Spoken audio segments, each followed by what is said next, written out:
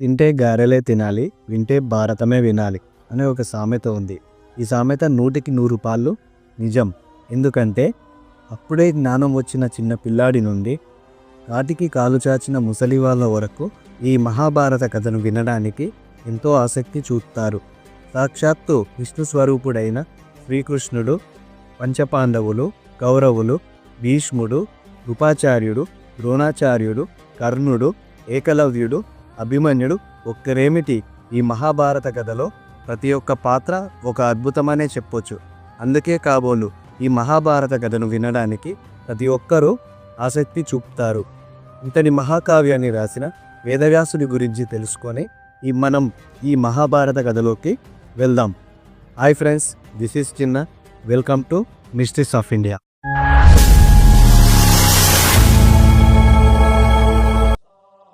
ముందుగా మనం వేదవ్యాసుడి యొక్క జన్మ వృత్తాంతాన్ని తెలుసుకుందాం.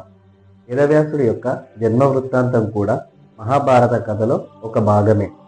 పూర్వం చేది రాజ్యాన్ని వసువు అనే రాజు పరిపాలిస్తూ ఉండేవాడు. ఆ రాజు ఒకరోజు వేటకు వెళ్ళాడు. అడవిలో ప్రశాంతంగా తపస్సు చేసుకుంటున్న మునులను చూసి తాను కూడా తపస్సు చేయాలని నిర్ణయించుకుంటాడు. వెంటనే తపస్సులో కూర్చుంటాడు. అది చూసిన ఇంద్రుడు ఆయన దగ్గరికి వచ్చి, ఓ రాజా, రాజపాలన చేయవలసిన నీవు ఇలా తపస్సు చేయడం ఏమిటి? నీవు నాతో స్నేహం చేయి, నేను నీకు దైవత్వాన్ని ప్రసాదిస్తాను. రాజ్యపాలన చేస్తూ నీవు నా దగ్గరికి వస్తూ ఉండు అని వరం ఇస్తాడు. ఈ వరంతో పాటు ఇంద్రుడు వసువుకు ఏ ఆయుధమునకు లొంగని ఇప్పటికీ వాడిపోని పుష్పములు గల ఒక ఇంద్రమాలను బహుకరిస్తాడు. దానితో పాటు దుష్ట శిక్షణ, శిష్టరక్షణ చేయగల సామర్థ్యం ఉన్న ఒక వేనయష్టిని ప్రసాదిస్తాడు. ఆ విమానంలోనే వసువు దేవలోకానికి వస్తూ పోతూ ఉండేవాడు. అందుకే ఆయనను అపరిచర వసువు అని కూడా పిలుస్తారు. ఈ వసువు తన రాజ్యంలో ప్రతి సంవత్సరం ఇంద్రుడికి ఉత్సవాలు జరిపిస్తూ ఉండేవాడు. ఇప్పుడు నేను మీకు మహాభారత కథలోని ఒక విచిత్రమైన ప్రేమ కథను చెప్పబోతున్నాను. చేది రాజ్యానికి పక్కనే ఒక శుక్తిమతి అనే నది ప్రవహిస్తూ ఉండేది. ఆ నది పక్కనే కోలాహలము అనే ఒక పర్వతం కూడా ఉండేది. ఈ కోలాహలము అతి సోయగంగా వంపులతో ప్రవహిస్తున్న శుక్తిమతిని చూసి ప్రేమలో పడతాడు. చూసారా, నదికి పర్వతానికి లవ్ స్టోరీ ఎంత విచిత్రమో కదా. ఈ ప్రేమలో పడ్డ కోలాహలము శుక్తిమతి నదికి అడ్డంగా పడిపోతాడు. కొన్ని రోజుల తరువాత వసువు అటుగా వచ్చి ఈ శుక్తిమతి నది తీరంలోకి వస్తాడు. అడ్డంగా పడి ఉన్న కోలాహలము పర్వతాన్ని చూసి తన బలమంతా ఉపయోగించి ఆ పర్వతాన్ని నిలబెడతాడు. అయితే అప్పటిదాకా ఈ శుక్తిమతి నదికి కోలాహలము పర్వతానికి సంపర్కం జరగడం వల్ల గిరిక అనే కుమార్తె, వసుపదుడనే కుమారుడు జన్మిస్తాడు. అయితే శుక్తిమతి నది ఆ ఇరువురిని ఈ వసువుకి కానుకగా ఇస్తుంది. అప్పుడు ఆ వసువు సంతోషంగా గిరికను పెళ్లి చేసుకొని వసుపదుడిని తన రాజ్యానికి సేనాధిపతిగా నియమించుకుంటాడు. అయితే ఒకరోజు ఈ రాజు వేటకు వెళ్తాడు. అడవిలో ఉండగా అందాల రాతి అయిన తన భార్య గిరిక తనకు గుర్తుకొస్తుంది. తనని తలుచుకుంటూ ఉండగా వసువుకి వీర్యపతనం జరుగుతుంది. వెంటనే ఆ వసువు ఆ వీర్యాన్ని ఒక ఆకు దొప్పెలో సేకరించి ఒక డేగ మెడకి కట్టి, ఇది నా భార్య గిరికకు ఇవ్వమని ఆదేశిస్తాడు. అప్పుడు ఆ డేగ ఆకాశ మార్గంలో వేగంగా ప్రయాణిస్తూ వెళ్తూ ఉంటుంది. దాన్ని చూసిన మరొక డేగ ఏదో తినుబండారాన్ని తీసుకెళ్తుంది. దాన్ని నేను కూడా రుచి చూడాలని దాని వైపు వేగంగా దూసుకెళ్తుంది. ఈ రెండింటి మధ్య ఒక యుద్ధం జరుగుతుంది. ఈ గొడవలో ఆకుదొప్పెలోని వీర్యం గంగా నదిలోకి పడిపోతుంది. అయితే బ్రహ్మచేత శాపానికి గురి అయిన అద్రిక అనే అప్సరస ఈ యమునా నదిలో చేప రూపంలో ఈత కొడుతూ ఉంటుంది. ఈ ఆకుదొప్పెలోని వసువు యొక్క వీర్యం సరాసరి అద్రిక నోట్లోకి పడిపోతుంది. ఫలితంగా అద్రిక గర్భం దాల్చుతుంది. కొన్ని రోజుల తరువాత జాలరుల వలలో ఈ అద్రిక పడుతుంది. అయితే ఆ జాలరులు ఈ చేప కడుపుని చీల్చగా కడుపులో ఒక ఆడ శిశువు, ఒక మగ శిశువు ఉంటారు.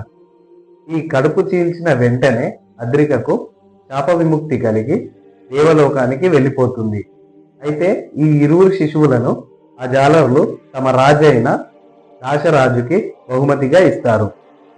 కాలక్రమేణా ఆ రాజ్యానికి ఈ మగ శిశువే రాజు అవుతాడు. అయితే ఈ ఆడ శిశువు మత్స్యగంధి అనే పేరుతో దాశరాజు వద్దే ఉంటుంది.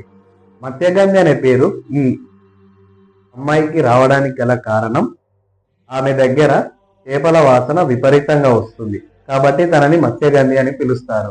దాశరాజు లేని సమయంలో ఈ మత్స్యగంధి యమునా నదిలో పడవ నడపడానికి వెళ్తుంది. అయితే ఒకానొక రోజు పరాశరుడు యమునా నది దాటడానికి వస్తాడు. మత్స్యగంధి యొక్క అందానికి ముగ్ధుడైన పరాశరుడు తనతో సంపర్కం జరపమని కోరుతాడు.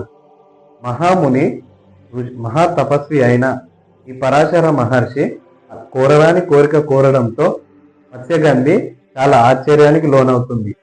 వెంటనే, మహాశయ, నేను జాలరి పుత్రికను, నా దగ్గర చేపల వాసన వస్తుంది, పైగా నేను నా కన్యత్వాన్ని పోగొట్టుకొని నా తండ్రి ముఖం మరలా ఎలా చూడాలి అని చెప్తుంది. దానికి పరాశరుడు, బాలిక, నువ్వు దాశరాజు పుత్రికవు కాదు, నీవు వసురాజు యొక్క వీర్యముచే జన్మించిన దానవు. ఇక నీ కన్యత్వం చెడకుండా నేను నీతో సంగమించెదను. నీ దగ్గర నుండి యోజన దూరం వరకు సుగంధ వాసన వెదజల్లే విధంగా నేను నీకు వరం ప్రసాదిస్తానని ఆ మహాముని మత్స్యగంధితో అంటాడు. దాంతో సందిగ్ధంలో పడిపోయిన మత్స్యగంధి వెంటనే, మహాశయ, ఇది పట్టపగలు, మనం సంగమించే సమయంలో ఎవరైనా చూస్తే ఏమనుకుంటారు అని చెప్పి మరొక కారణం చెప్పి తప్పించుకోవాలని చూస్తుంది.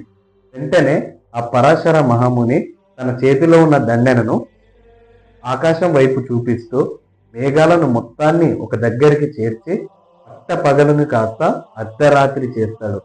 ఎక్కడ చూసినా చీకటే ఉంటుంది. ఇక ఆ మత్స్యగంధికి చెప్పుకోవడానికి ఏ కారణం లేకపోవడంతో ఆ ఋషితో సంపర్కం జరుపుతుంది. వెంటనే ఒక బాలుడు జన్మిస్తాడు. ఆ బాలుడే వేదవ్యాసుడు. ద్వీపంలో పుట్టాడు కాబట్టి ఆయనను మనం ద్వైపాయనుడు అంటారు. అలాగే గోధుమ వర్ణంలో పుట్టాడు కాబట్టి ఆయనను కృష్ణ ద్వైపాయనుడు అంటారు. అయితే పుట్టగానే పెద్దవాడైన వ్యాసుడు తన తల్లికి నమస్కరించి, అమ్మ, నేను తపస్సు చేసుకోవడానికి వెళ్తున్నాను, నీకు ఏ సమస్య వచ్చినా మనసులో ఒక్కసారి తలుచుకో, నేను నీ దగ్గరికి వస్తానని చెప్పి తపస్సు చేసుకోవడానికి వెళ్తాడు. అలా తపస్సు చేసుకోవడానికి వెళ్ళిన వ్యాసుడు ఘోరమైన తపస్సు చేసిన తర్వాత వేదాలను 4 భాగాలుగా విభజిస్తాడు. అందుకే ఆయనను వేదవ్యాసుడని అంటారు. ఇదండి వేదవ్యాసుడి యొక్క జన్మ వృత్తాంతం. ఈ వేదవ్యాసుడి యొక్క జన్మ వృత్తాంతంతో మన మహాభారత సిరీస్ ని మొదలు పెడుతున్నాము. నెక్స్ట్ ఎపిసోడ్లో కురువంశం చరిత్ర మరియు విశ్వామిత్రుడి కథ, అలాగే దుష్యంతుడు శకుంతల యొక్క ప్రేమ కథ, అలాగే మన భారతదేశానికి భారతదేశం అని పేరు తీసుకువచ్చిన ఒక మహారాజు కథని మనం నెక్స్ట్ ఎపిసోడ్లో చెప్పుకుందాం. ఇలాంటి మహాభారత కథల కోసం మీరు ఈ ఛానల్ని లైక్ చేసి, షేర్ చేసి, సబ్స్క్రైబ్ చేసుకోండి.